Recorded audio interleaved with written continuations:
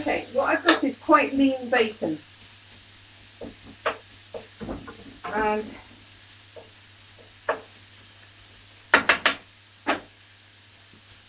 an onion, not a difficult thing, an onion.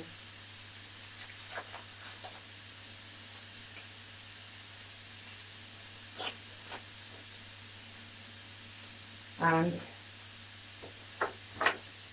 I've also got in here 10 small potatoes that are going to be baking.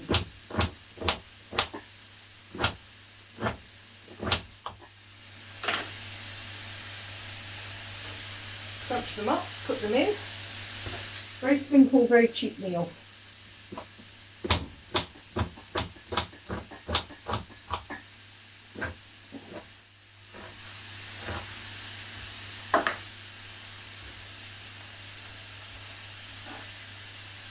I did put a bit of olive oil in because I think that will help matters. I don't want anything sticking, and we want to cook them because these will go inside the baked potatoes a little bit. Pepper. I like pepper.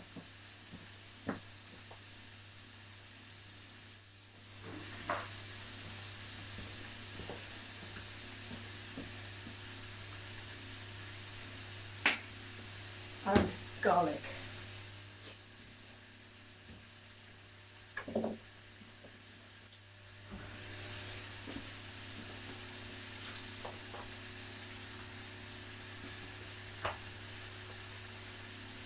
You're going to get very tired arms. Oh dear. Now what I'm aiming for with these is little squares, little cutie things. You could do a minced garlic, but I actually prefer to have a little bit of a chunkiness to my garlic. Now, the onions are starting to lose a little bit of liquid, so they're softening.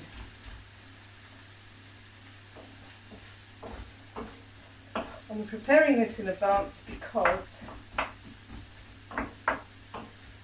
this is cooked. We add, we're taking a bowl,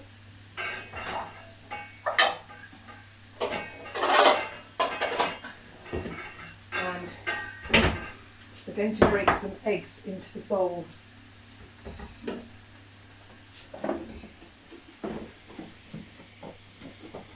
And because I want to save my egg shells, I'm being ever so careful. If you're not saving them, you just break your eggs in. Now, the eggshell is for my plants, egg, and another one.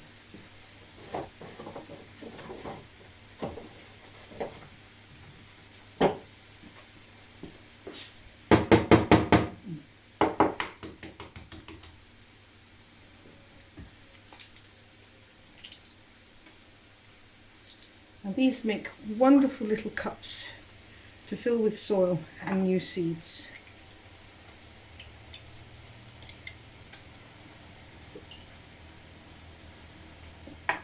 Clean that up later.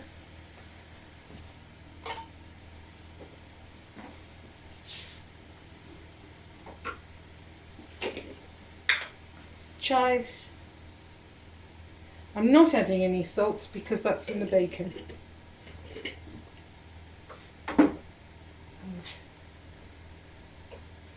This is now soft.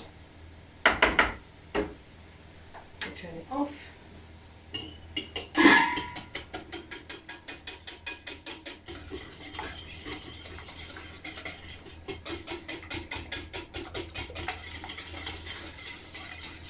I think we need more egg.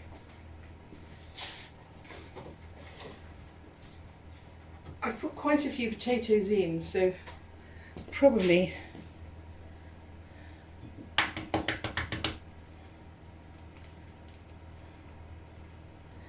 couple of eggs per person. My baked potatoes, when they come out, we mix all the filling together and we pile it into the hole.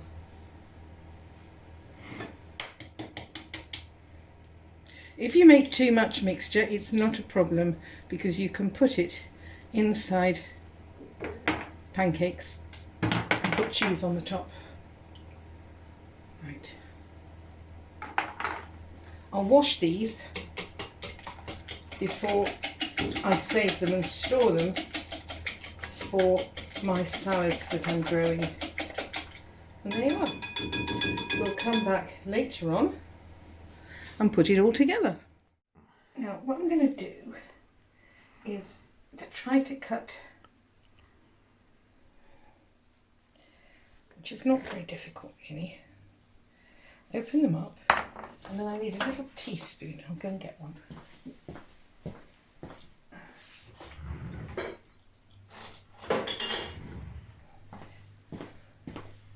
And another bowl, because they are still warm. If they're too warm, they will cook the egg. So we want to take some of this out. See, it's nice and soft. And you leave some in, not too much in, just enough to keep it fairly rigid. Now,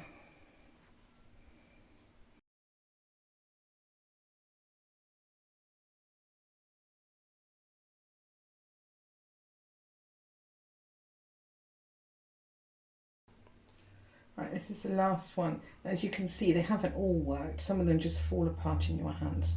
But that's because they've got very thin skins. But it doesn't matter, because you don't need that number to feed people. And what's left over, we make into more of a mix. Now, we take this, we put probably about half of it. We'll see how it goes. And this in there. For vegetarians, the better option is not to put the bacon in. You could put in lumps of cheese, you could grate up halloumi cheese, you could put in pine nuts or roasted vegetables, absolutely anything really. But you still need your onion, I would have thought, and your garlic. And if you're not putting in bacon, you will need to add salt. Now,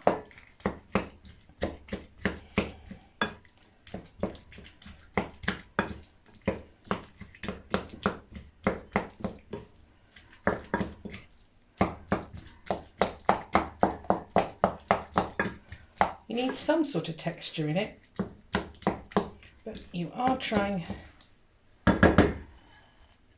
think you can probably take it all.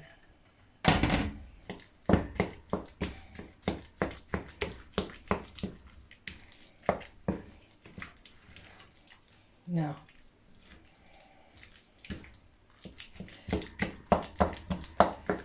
what's left over we will make into other little things. You have your baking tray, you have your mixture, and we take one of these and we try, it might be easier to do it with a little spoon, I'm not sure. You put the topping in and we pile them up.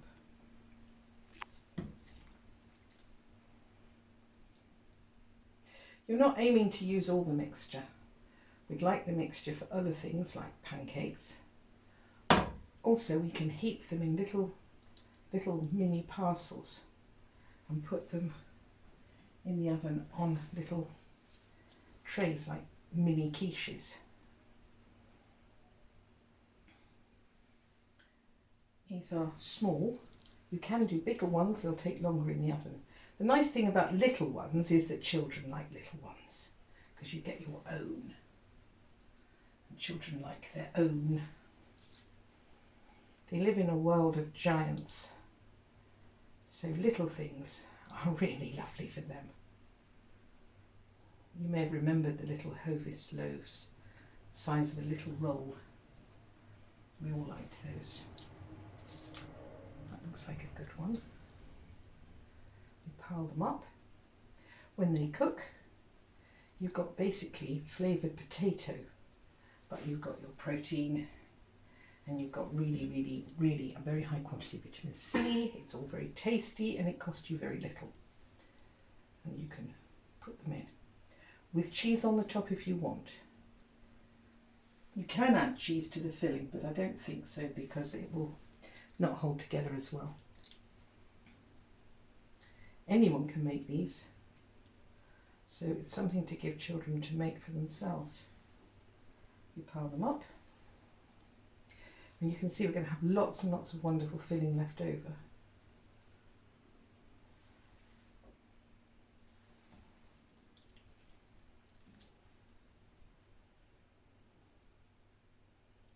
Now, if you put these little boats out, you can also pile this up on top of little toasts and put those in the oven. You can put them on top of crackers or biscuits. You can make them into absolutely anything because what you have is finger food, and they're really good in front of movies, for playing games, little snacks. Everyone loves little snacks. If you want to make them spicy, you could have added chili pepper or Tabasco sauce. You can add mustard. You can add your own flavourings. They're rather like mini pizzas in that you can do your own thing on them. I like to add the chives. We don't really need the flavour of the chives because we've got onions and garlic, but they just look pretty. Little green flakes look lovely. But we're running out of cases that will work now. So I'll show you some other things in a minute. That's the dog wanting to come back in. He's on the wrong side of a door somewhere. There you are. Yes, I've got one more. I've got one more. Now you can store these after they're cooked, and you can store them in the fridge and pull them out. You can warm them up in the microwave, or you can have them cold. Versatile. Not sure I'm going to get anything out of that one. Maybe I can get a little bit, I don't know. Well, might get a little bit there, but it's proving a bit difficult, isn't it? There you are. Now that's a nice way. You can serve that with a salad. You can serve it with drinks and a movie. It's basically very simple food. Now you put it into a reasonably hot oven for approximately 15 minutes. You're cooking the egg through, not much else because everything else is cooked.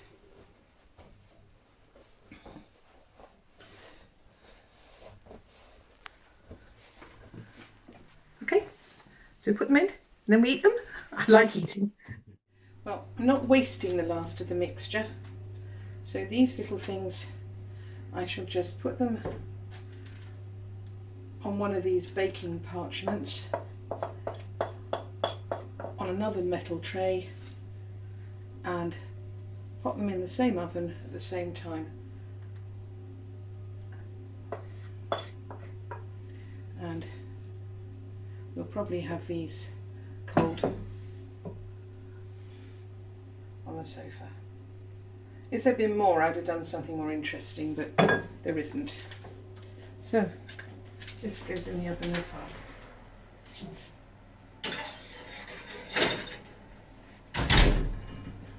Okay, see you soon.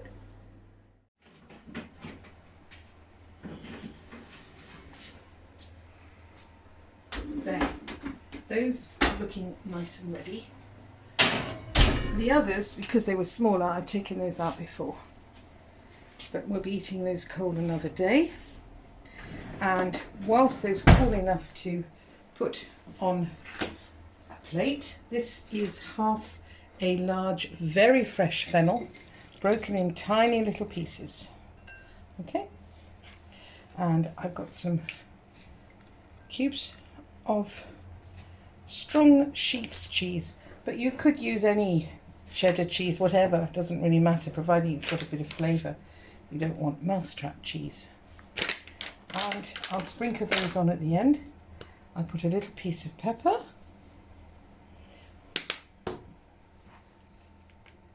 A very small of salt. This is really nice.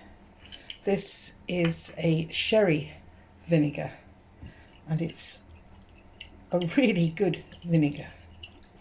You want something that's got a bit of flavour, because the fennel is quite strong. Now I add some olive oil. I'm using this one because I particularly like this one.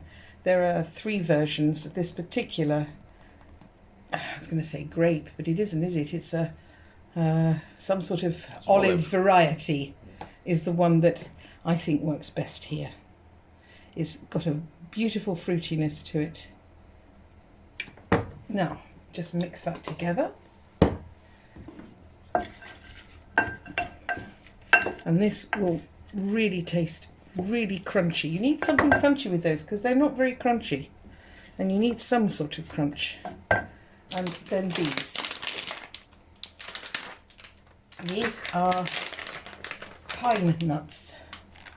And they have a beautiful fragrance and they work so well with the fennel. So that's your salad. I know it's all white, but you have got the interesting colours here. So we'll put them all together and we will eat them. There you are. One meal, no effort at all.